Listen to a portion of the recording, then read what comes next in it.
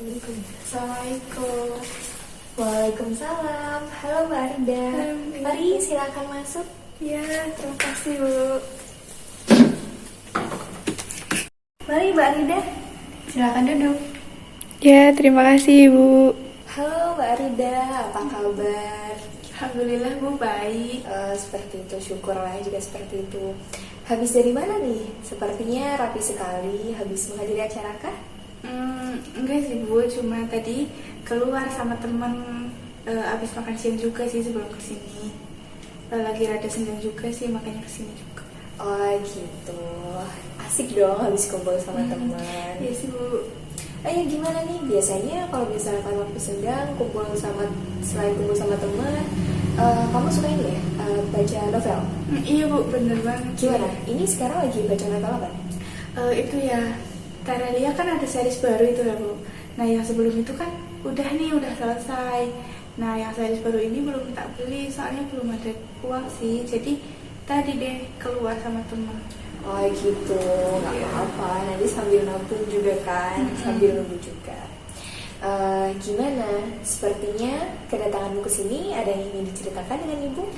Ada sih Bu sebenarnya. Gitu.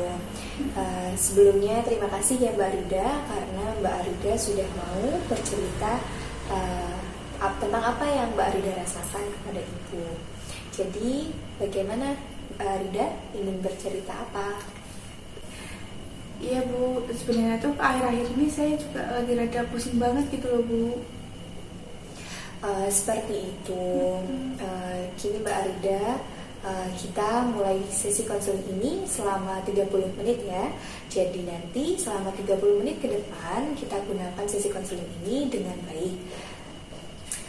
Oke, jadi Mbak Arida merasa pusing. Iya Bu, pusing banget sih akhir-akhir ini. Pusing, capek kayak gitu sih Bu. Oke. Bisa Mbak Arida jelaskan lebih jelas kepada ibu bagaimana pusing yang Mbak Arida rasakan? Jadi tuh kan ini udah akhir-akhir semester ya Bu. Tugas kan pasti numpuk banget lah Bu. Udah numpuk, udah kayak gitu. Kegiatan di kampus gitu, kegiatan organisasi itu banyak banget Bu, padat banget loh Bu. Jadi kayak pusing, capek gitu loh. Baik Mbak Arida, Ibu memahami apa yang Mbak Arida rasakan. Jadi Mbak Arida merasa lelah, merasa pusing, merasa jenuh dengan tugas-tugas dan aktivitas kampus ya? Iya Bu, jadi makanya aku kesini tuh jadi karena aku tuh pusing banget gitu loh Bu.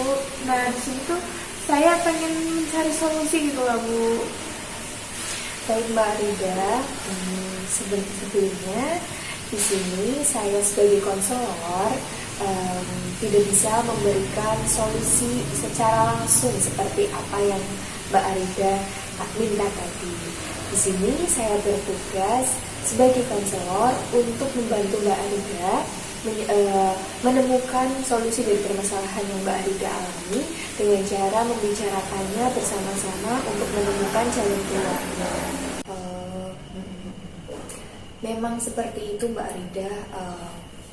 Agenda di akhir semester memang padat, yaitu harusnya kita fokus ke ujian akhir semester, tetapi kita harus mengerjakan tugas-tugas akhir ya. Iya Bu, biasanya tuh kan kalau misalkan ada nih dosen yang cuma ngirimin tugas akhir buat menggantikan UAS gitu ya. Nah kadang juga ada yang udah ada pengganti udah ada tugas akhir, terus juga ada UAS juga. Itu kan kayak tambah capek gitu loh, tambah pusing gitu. Dengan kata lain, Mbak Arida merasa lelah dengan adanya tugas dan ujian akhir semester ini yang berbarengan. Oh iya Bu, kayak gimana ya? Pokoknya kayak lihat jadwal lisan tugas itu kan saya biasanya di list gitu ya. Nah gitu tuh kayak merasa ya Allah kok banyak banget sih gitu loh, kok nggak selesai ini, kapan sih selesainya gitu loh.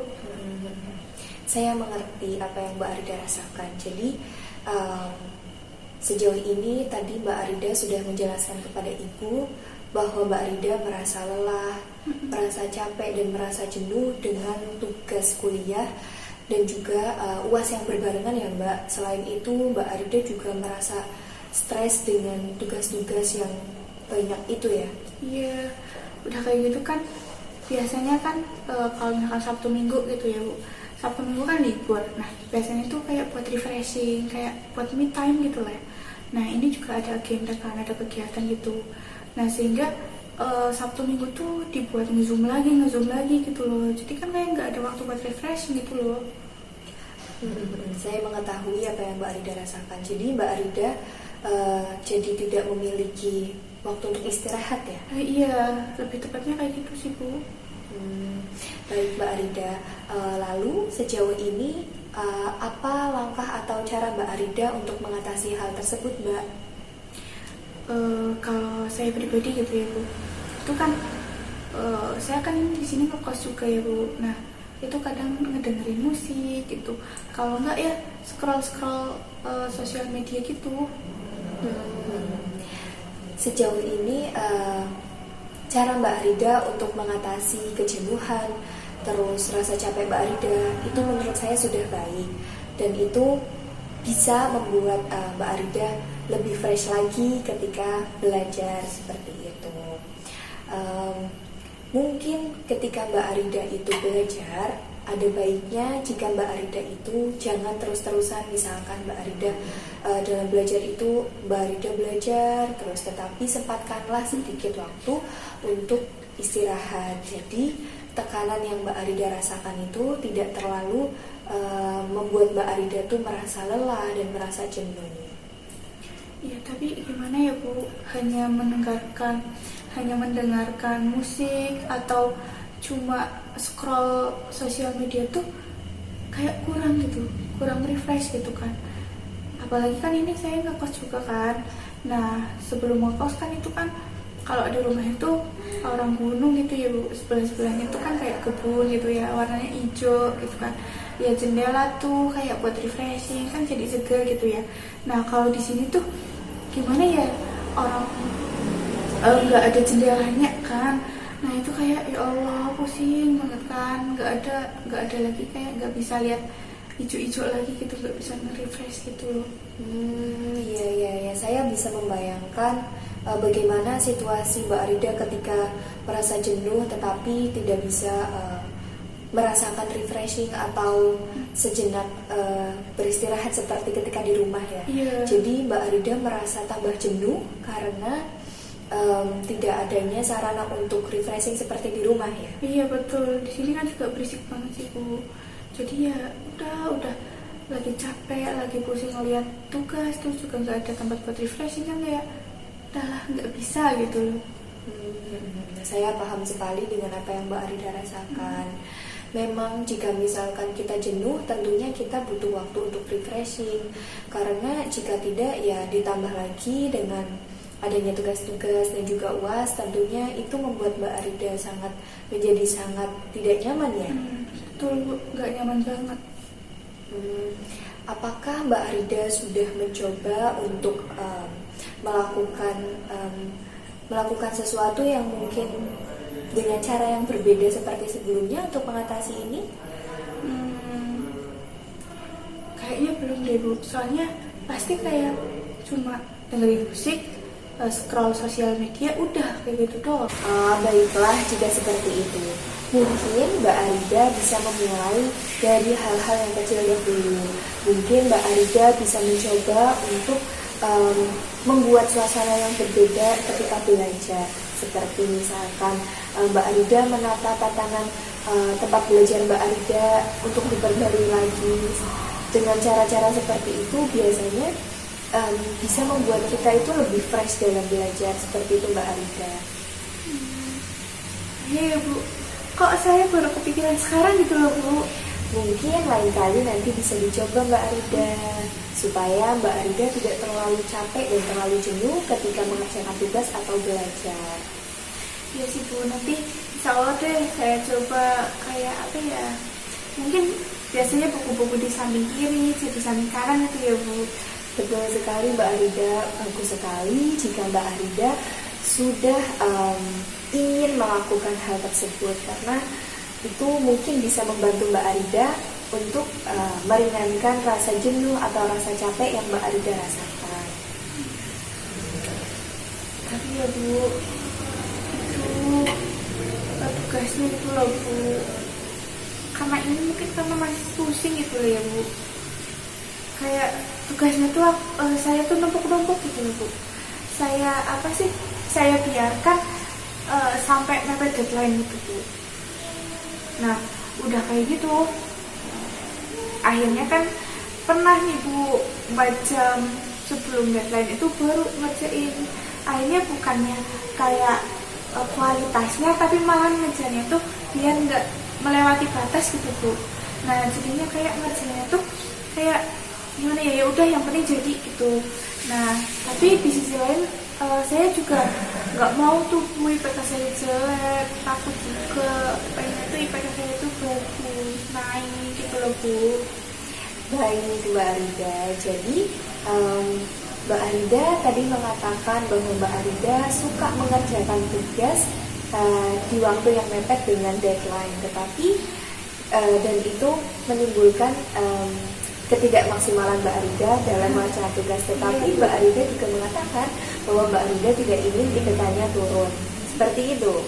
Iya Bu, ya gimana ya Bu, orang namanya lagi pusing, lagi capek gitu ya. Apalagi kalau misalkan kegiatan organisasi itu kan rapat gitu ya Bu. Nah pulangnya tuh jam 10, kadang pernah sih nyampe jam 11 gitu. Kan pulang-pulang ke kosan kan kayak bukannya mau nugas malah rebahan gitu, capek. Akhirnya nggak ngerjain tugas gitu sih Bu. Jadi dengan kata lain, Mbak Arida sulit mengerjakan tugas karena waktu yang tidak ada. Kayaknya sih iya sih Bu. Soalnya tuh gimana ya, orang udah tugasnya banyak, terus kegiatan juga banyak gitu kan. Makanya ya udahlah gitu sih. Iya ya. Saya paham dengan apa yang Mbak Arida rasakan gitu. Karena Mbak Arida suka mengerjakan tugasnya itu mepet, akhirnya tidak maksimal ya dalam mengerjakan tugas. Iya, yang penting tuh nggak ngelewatin batas, udah kayak gitu sih, mikirnya kayak gitu sih Bu. Mbak Arida, ada baiknya jika Mbak Arida mengerjakan tugas itu jangan ketika mepet-mepet dengan deadline, karena akan berakibat kepada ya seperti yang tadi Mbak Arida katakan, bahwa jika mengerjakan tugas mepet-mepet deadline, maka Mbak Arida jadi tidak maksimal dalam mengerjakan tugas. Dan ketika bisa jadi kepusingan yang Mbak Arida itu rasakan karena Mbak Arida mengerjakan tugas di deadline yang mepet dan juga tugas-tugas yang banyak, sehingga itu kan menimbulkan tekanan lagi kepada Mbak Arida. Jadi mungkin kedepannya Mbak Arida bisa mengerjakan tugas ketika diberikan oleh dosen secara langsung atau tidak terlalu mengulur waktu-waktu yang lama seperti itu. Ya Bu, jadi mungkin saya ngerjain tugasnya kalau misal nih hari ini udah dikasih tugas gitu, terus besoknya tak kerjain gitulah ya Bu. Betul sekali Mbak Arida, seperti itu. Bagus sekali jika Mbak Arida sudah mau mengerjakan tugas-tugas secara langsung sehingga tidak menumpuk-numpuk dengan tugas yang lain. Tapi kadang tuh nggak konsen gitu loh Bu. Pasti kalau misalkan nih udah mau ngerjain tugas nih, terus kadang ada kayak distraksi gitu loh, dari kayak misalkan chat teman, apa kadang ya bukan sih saya menyalahkan orang tua saya ya Bu. Kadang tuh orang tua saya kalau misalkan saya lagi mau ngerjain tugas tuh, terus tiba-tiba telepon gitu Bu. Ya kali kan mau nggak diangkat kan gimana ya. Itu sih, terus nanti kebablasan. Iya. Jadi Mbak Arida suka merasa tidak konsentrasi dalam belajar. Iya, udah nggak bisa mengatur waktu, terus nggak konsen gitu loh Bu.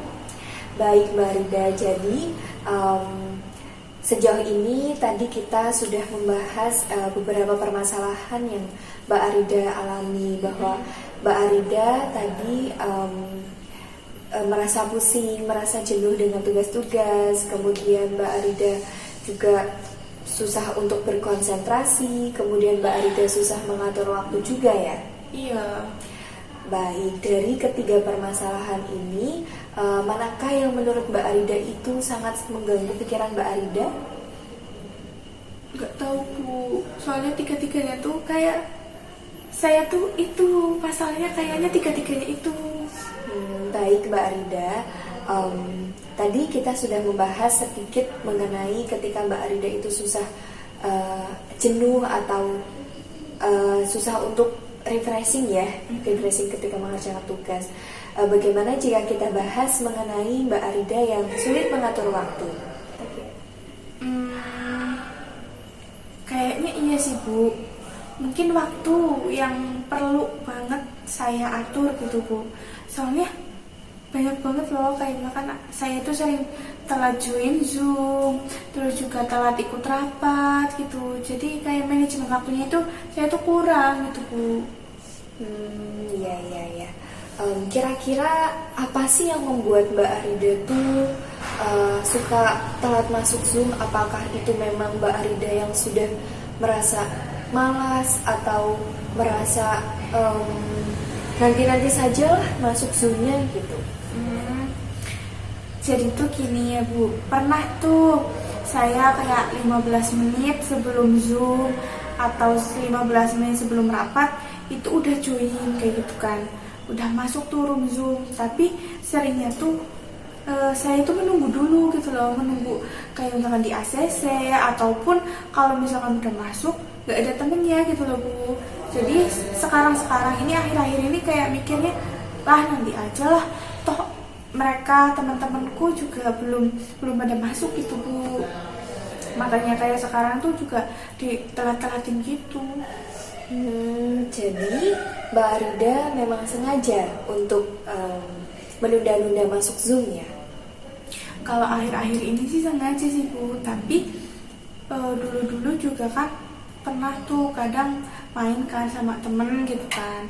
Nah misalkan janjiannya itu jam 3 sore, tapi malahan kadang saya bilang gini, nanti ya saya belum mandi gitu kan. Padahal kita rencanakan jam 3. Nah jam 2 itu kadang udah bilang gini, nanti kita jam 3 main yuk gitu.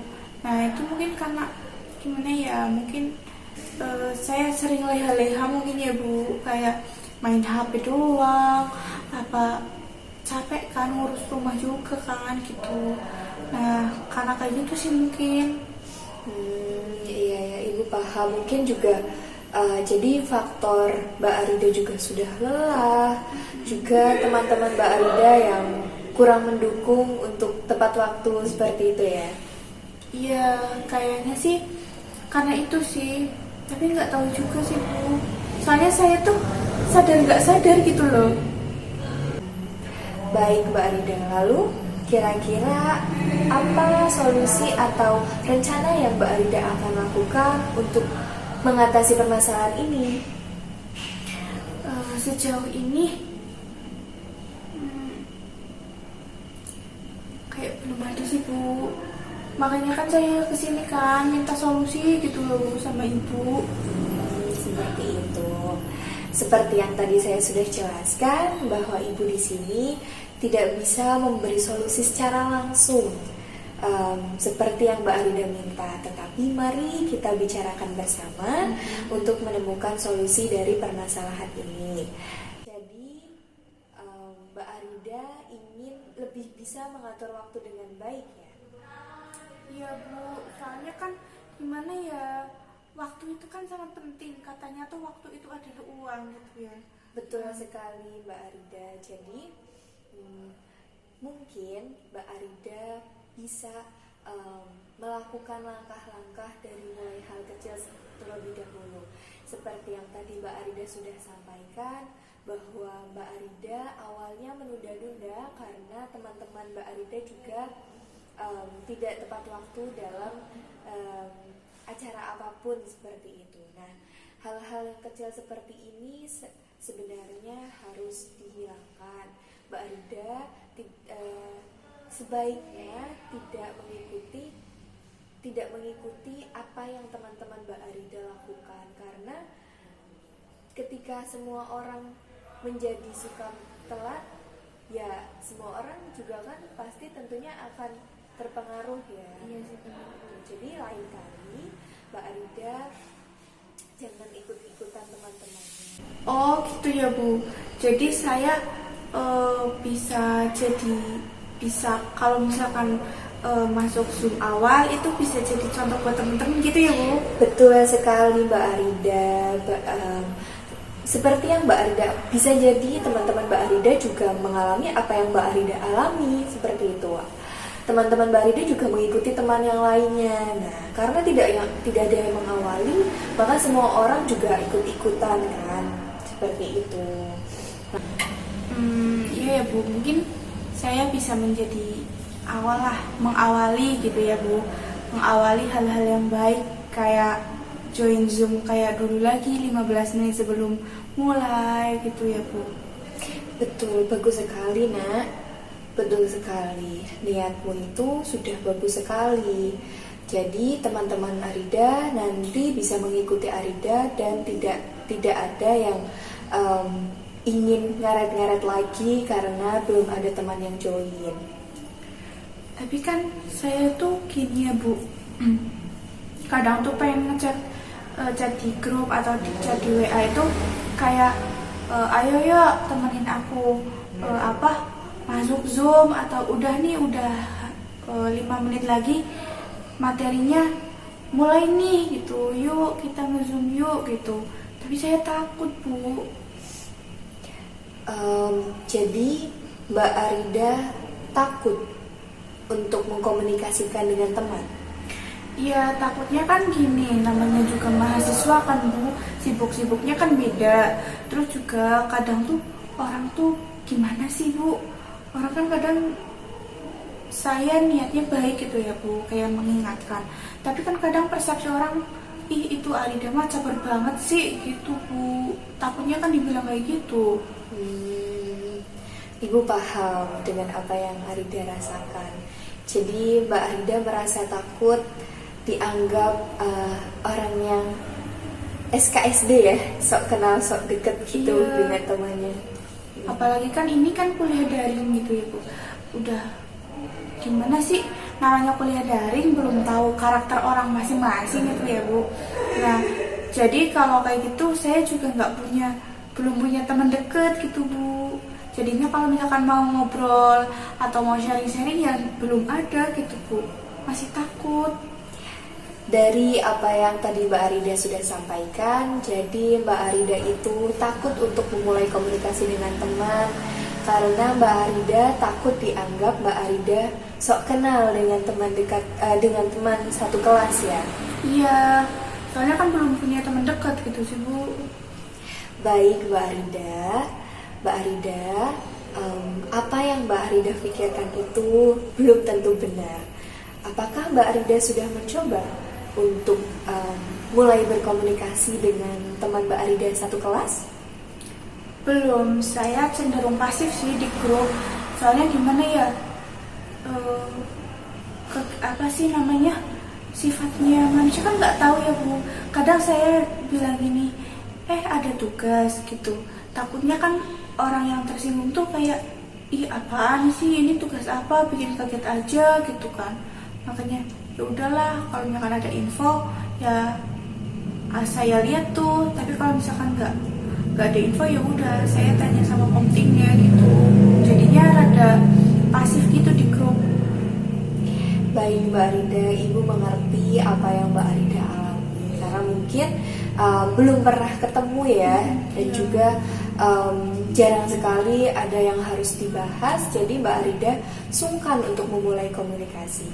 Namun lebih baik jika Mbak Arida mulai memberanikan diri untuk memulai komunikasi dengan teman.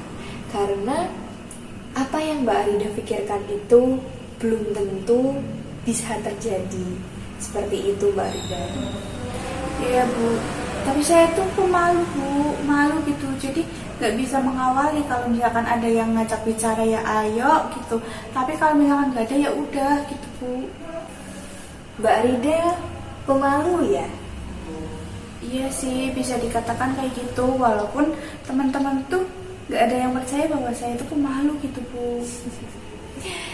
Iya Mbak Arida, baiklah jika seperti itu. Mbak Arida, mulai sekarang atau nanti Mbak Arida bisa memulai berlatih untuk mencoba mulai berkomunikasi dengan teman-teman Mbak Arida. Karena jika Mbak Arida tidak mencobanya, Mbak Arida akan sulit berkomunikasi. Karena kan dalam satu kelas atau dalam satu organisasi, kita pasti membutuhkan satu sama lain.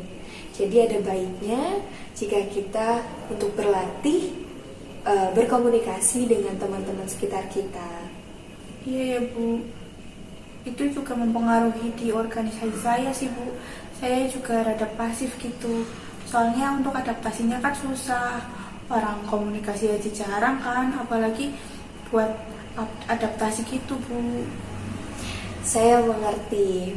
Memang jika seorang pemalu tidak mudah untuk memulai komunikasi dengan yang lain. Tetapi tidak ada salahnya untuk mencoba mulai mengkomunikasikan atau memulai mengajak bicara walaupun lewat chat. Itu kan sangat berarti bagi kita atau yang diajak bicara kita gitu. Iya, Bu. Mungkin kalau misalkan ada Zoom lagi deh, mungkin saya mau nyobanya. Bagus sekali nak, rencanamu sudah bagus sekali. Itu nanti akan bisa memperbaiki bagaimana kamu menjalin pertemanan, bagaimana kamu menjalin komunikasi dengan teman-temanmu, dan itu akan membantumu dalam mengatasi permasalahan yang kamu alami sekarang. Tapi kalau misalkan teman-teman kayak gitu, kayak yang saya pikirkan gimana, Bu? Kayak mereka kayak nggak terima gitu loh, Bu. Jadi kamu takut jika teman kamu berpikiran bahwa teman kamu akan menolak jika kamu memulai komunikasi dahulu. Iya, Bu. Takutnya kan ya namanya orang gitu ya, Bu. Itu tuh kadang apaan sih, caper banget gitu, Bu. Takut banget kayak gitu. Ibu paham nak dengan apa yang kamu pikirkan. Memang kemungkinan-kemungkinan itu bisa saja terjadi, tetapi kita tidak bisa mengontrol perilaku orang lain. Kita tidak bisa mengontrol apa yang orang lain pikirkan, tetapi kita bisa kontrol diri kita sendiri. Kita beranggapan bahwa niat kita untuk memulai komunikasi dengan dia adalah baik, untuk menjalin pertemanan. Bagaimana nanti responnya? Tidak perlu kamu pikirkan sekarang, nak. Iya ya, Bu. Mungkin saya itu terlalu memikirkan apa yang nggak perlu dipikirin mungkin ya, Bu. Betul, kebiasaan itu tidak baik, nak. Jadi ada baiknya kita selalu berpikiran positif saja, sehingga kita juga ketika mau melakukan apa-apa jadi mudah gitu. Tidak terlalu memikirkan kemungkinan-kemungkinan yang mungkin itu berdampak negatif kepada diri kita. Yang penting maju aja dulu gitu lah ya, Bu. Betul sekali, nak. Oke deh, Bu. Mungkin kayak tadi sih, tak coba kalau misalkan ada mata kuliah Zoom gitu. Bagus sekali. Niat untuk melakukan itu sudah bagus, karena itu adalah hal yang baik untuk memulai dan melatih bagaimana kamu berkomunikasi dengan orang lain. Baiklah, nak. Tadi di awal kamu membicarakan bahwa kamu memiliki setidaknya ada 3 permasalahan. Yang pertama, kamu merasa jenuh, kamu merasa dan pusing dengan tugas-tugas yang ada sekarang karena di waktu yang mendekati UAS ini. Kemudian yang kedua, tadi kita sudah bahas kamu sulit mengatur waktu. Kemudian mari kita bahas permasalahanmu mengenai bahwa kamu sulit konsentrasi ketika belajar di rumah. Mari kita bahas mengenai permasalahan yang terakhir ini. Kamu sulit konsentrasi ketika belajar. Iya, Bu, sulit banget. Kira-kira coba jelaskan kepada ibu bagaimana kesulitan itu ketika kamu belajar. Jadi tuh gini ya Bu, kadang tuh udah nih ada niat gitu ya Bu, saya mau belajar lah gitu, udah buka laptop, buka buku materinya gitu kan, ntar tiba-tiba ada yang ngechat. Udah tuh kadang keasikan ngechat sampai kadang udah 1 jam kayak gitu sih Bu. Dengan kata lain, Mbak Arida terdistrak dengan notifikasi WhatsApp-nya. Iya, soalnya gimana ya Bu, kadang kan udah tak silent gitu loh, udah tak silent, udahlah udah tak jauhin, tapi kadang kepikiran, aduh ntar kalau misalkan ada info gimana ya gitu, kan takut gitu loh Bu. Iya ya, Ibu paham dengan apa yang Mbak Arida rasakan, bahwa ketika Mbak Arida belajar, tetapi Mbak Arida takut ya tertinggal informasi yang ada di grup chat. Ya jadi itu yang kemungkinan besar sih, itu yang jadi saya nggak konsentrasi itu Bu. Iya ya ya. Lalu sejauh ini adakah percobaan dari Mbak Arida untuk mengatasi hal ini? Mungkin kayak itu sih Bu, kayak misal saya gimana ya, cuma kayak gitu sih Bu, cuma kayak udahlah tak silent gitu, walaupun kadang 5 menit sekali tak buka gitu. Iya iya iya ya. Jadi Mbak Arida selalu merasa tidak tenang ya ketika Mbak Arida mendapat notifikasi chat ketika belajar. Iya, nggak tenang banget itu, apalagi kalau misalkan kan saya itulah saya pisah ya Bu, yang chat pribadi sama chat grup gitu kan. Nah, apalagi kalau misalkan chat grup yang bunyi gitu, udah tuh langsung ini ada info apa nih, padahal bukan. Oh iya iya iya. Saya paham dengan apa yang Mbak Arida rasakan. Memang jika kita sedang belajar, lalu ada notifikasi dari chat itu mendistrak kita untuk fokus ke chat tersebut dibanding kita fokus dengan apa yang sedang kita pelajari atau ketika sedang belajar, karena kita takut tertinggal informasi dari apa yang dari chat tersebut, seperti itu ya. Hal itu wajar kok Mbak Arida. Jika saya ada di posisi Mbak Arida, juga mungkin saya akan merasakan hal yang sama.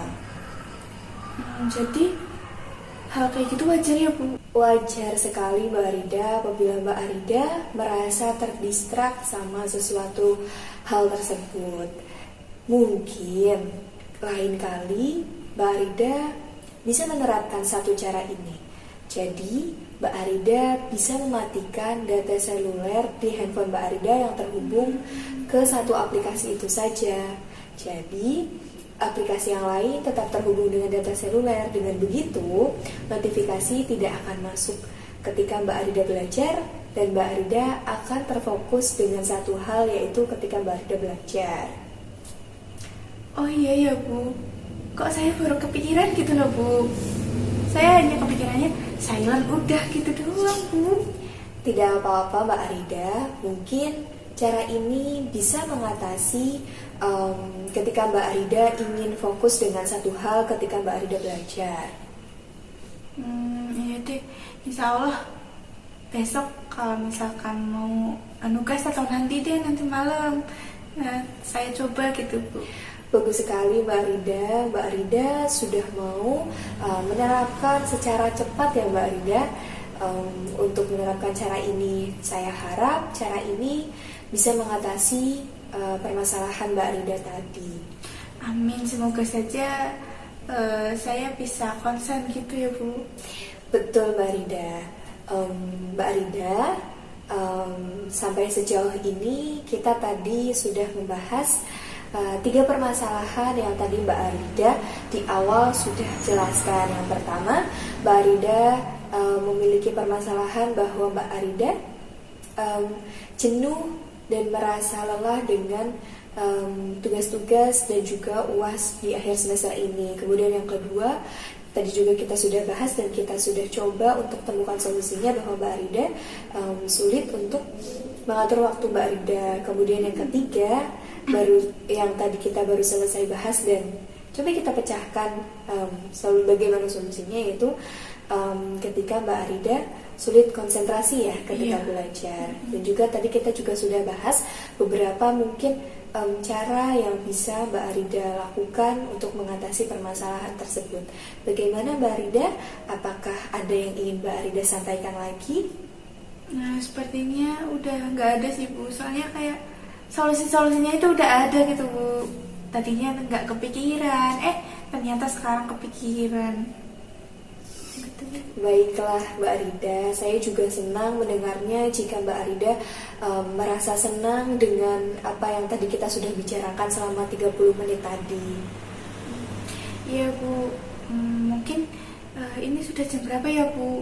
Betul Mbak Rida, karena ini sudah 30 menit dari sejak kita konseling. Jadi mari kita akhiri sesi konseling di pertemuan ini. Harapannya semoga tadi apa yang sudah kita bicarakan bisa menjadi bisa mengatasi permasalahan atau membantu Mbak Rida dalam menghadapi permasalahan yang Mbak Rida alami. Iya sih Bu, insya Allah tips-tips tadi akan saya terapkan dengan cepat. Oke, terima kasih ya Bu. Tips-tipsnya sangat membantu saya sepertinya sih Bu. Insya Allah sangat membantu saya dalam hal belajar gitu sih Bu. Alhamdulillah jika seperti itu Mbak Rida, saya juga senang mendengarnya. Baik Mbak Rida, karena waktunya sudah habis. Terima kasih Mbak Rida sudah mau bercerita dengan Ibu. Ya, terima kasih juga Bu sudah mau mendengarkan saya, mendengarkan keluh kesah saya, serta membantu saya dalam mencari solusi-solusinya gitu. Terima kasih banget Bu. Sama-sama Mbak Rida.